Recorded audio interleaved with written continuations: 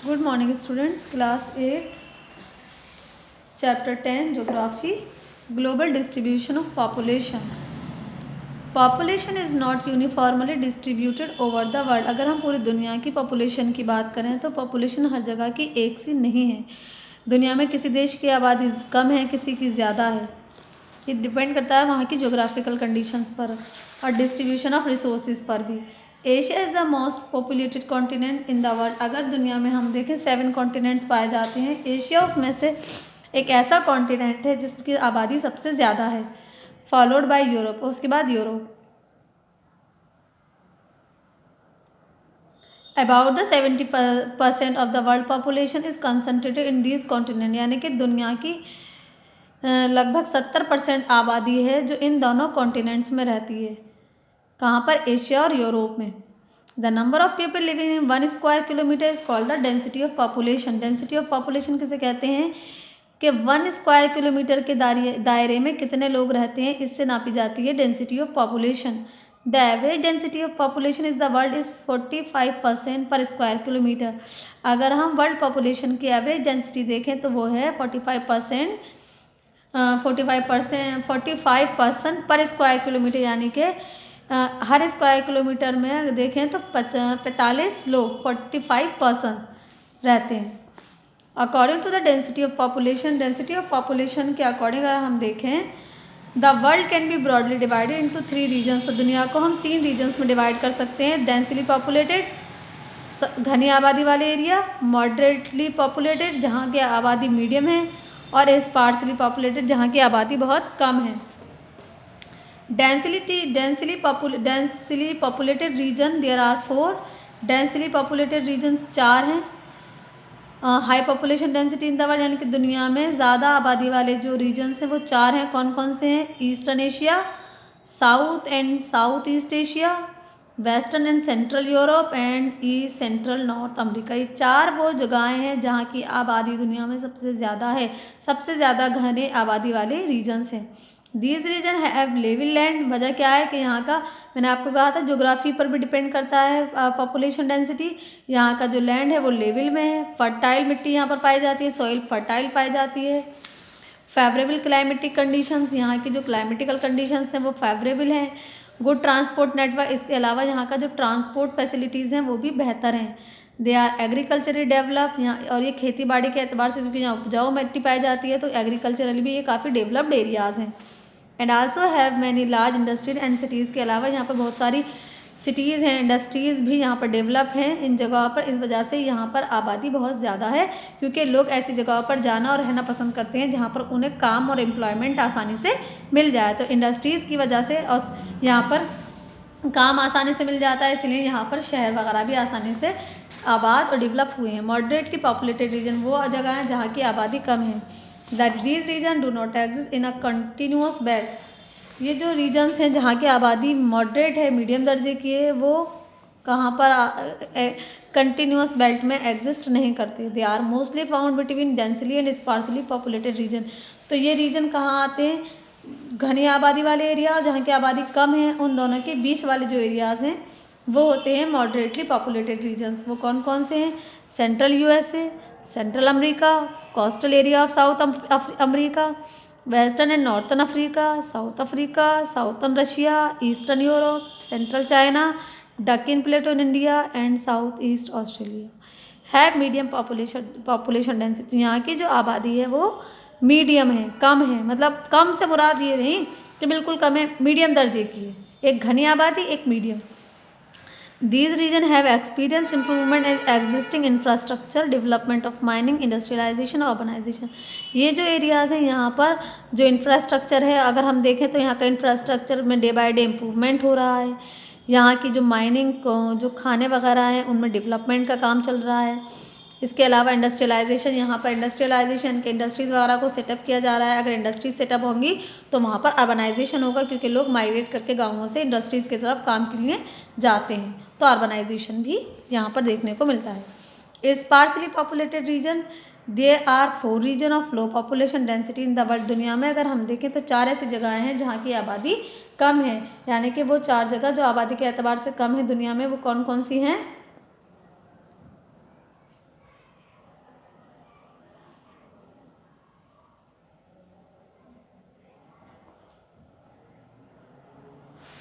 वो हैं the आर्टिकली forested equatorial region, यानी कि वो जगह है जहाँ पर बहुत घने जंगलात पाए जाते हैं, जैसे कि अमेज़न के जंगलात में आपको और आबादी या रिहायशी आबादी बहुत कम है, बहुत कम, कोई उन जगहों पर रहना पसंद नहीं करेगा। Congo basin, ice capped polar region of Antarctica, जहाँ पर बर्फ़ ही बर्फ़ है, वहाँ कोई रहना पसंद नहीं करेगा। Tundra and rugged high mountain regions of Himalaya, Alps Rockies and Andes and the hot and the cold desert, जैसे कि सहारा और Kalahari. West Australian Atacama, Gobi and Tibet, ये वो जगहें हैं दुनिया में, 4 ऐसी जगहें हैं, polar region, hot and cold desert, high mountain ranges और इसके अलावा इक्वेटोरियल रीजन।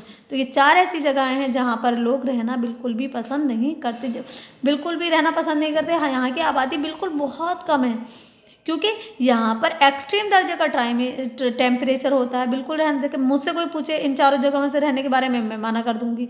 आपसे कोई कहे अमेज़न बेसिन में रहने के, आप मना कर देंगे। यहाँ पर ट्राइबल वगैरह ऐसे लोग बहुत कम यहाँ की आबादी होती है, इसी वजह से।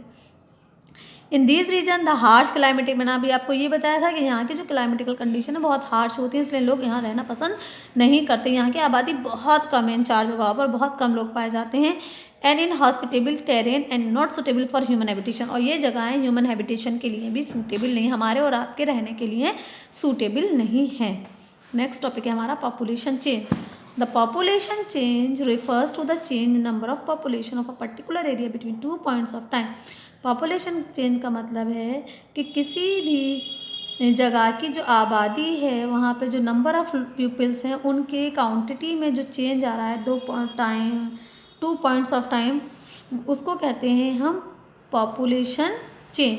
दिस चेंज अगर ये चेंज किसकी वजह से आता है? 2 वजह से आता है। एक तो नेचुरल ग्रोथ की वजह से, दूसरा माइग्रेशन की वजह से, यानी कि कितने लोग पैदा हो रहे हैं। एक तो पॉपुलेशन की चेंज नंबर इस तरह बदलते हैं, दूसरा कितने लोग वहाँ माइग्रेट करके आए। If you observe the pattern of world population growth from the graph, you will notice that it has risen steadily and the growth has been particularly steep in the last few decades. अगर हम world का जो pattern देखें, world population growth का pattern देखें, तो हमें पता चलता है कि जो ग्राफ है वो बहुत तेज़ी से बढ़ रहा है, यानी कि दुनिया की आबादी पिछले कुछ डिकेड्स में बहुत तेज़ी से बढ़ी है। In the prehistoric time में population growth was very slow, बहुत कम थी population growth. People led a nomadic life and food was scarce, और क्यों कम थी? क्योंकि लोग एक खाना बदोशी वाली ज़िंदगी गुजारते थे, एक जगह से दूसरी जगह मूव करते रहते थे, खाने के रिसोर्सेज भी बहुत कम थे।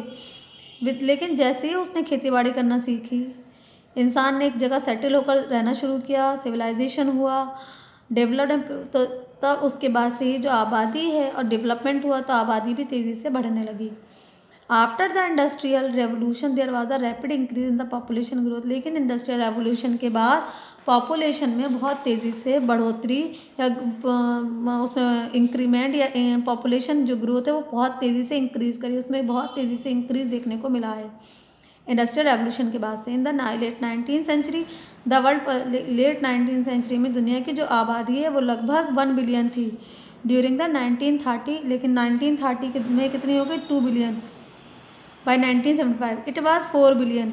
फिर उसके बाद में 1975 में 4 बिलियन हो गई, और अब हम देखें तो 7 बिलियन को भी क्रॉस कर चुकी है दुनिया की आबादी। तो आप अंदाज़ा लगा लिए कितनी तेज़ी से दुनिया की आबादी बढ़ रही है। When the birth rate is more than the death rate, जब बर्थ रेट डेथ रेट से ज़्यादा हो तब भी आबादी बहुत तेज़ी से बढ़ती है। बर्थ रेट का मतलब क्या होता है? Birth rate the number of live birth पर 1000 पर्सन इन अ ईयर, एक साल में पर 1000 में कितनी बर्थ हुई, वो है बर्थ रेट। और डेथ रेट यानी कि एक साल में 1000 में कितने लोग थे जो मर गए, इसे कहते हैं बर्थ रेट और डेथ रेट। अगर बर्थ रेट बढ़ जाती है और डेथ रेट कम हो रही है तभी पॉपुलेशन बढ़ेगी। The difference between birth rate and death rate is called the natural growth rate. Birth rate और डेथ रेट में जो डिफरेंस होता है उसे हम कहते हैं natural growth rate. It indicate whether the population is increase और डिक्रीज। नेचुरल ग्रोथ रेट से ही हमें पता चलता है कि पॉपुलेशन बढ़ रही है या कम हो रही है। Annual growth rate of population is express as percentage. एक साल की जो पॉपुलेशन ग्रोथ है उसको हम परसेंटेज में डिफाइन करते हैं कि इस साल पॉपुलेशन कितनी बढ़ी है, कितनी परसेंट बढ़ गई, कितनी परसेंट घट गई। इसी टॉपिक को हम नेक्स्ट वीडियो में कंटिन्यू करेंगे, और वो है हमारा the developed nation. Okay, thank you very much.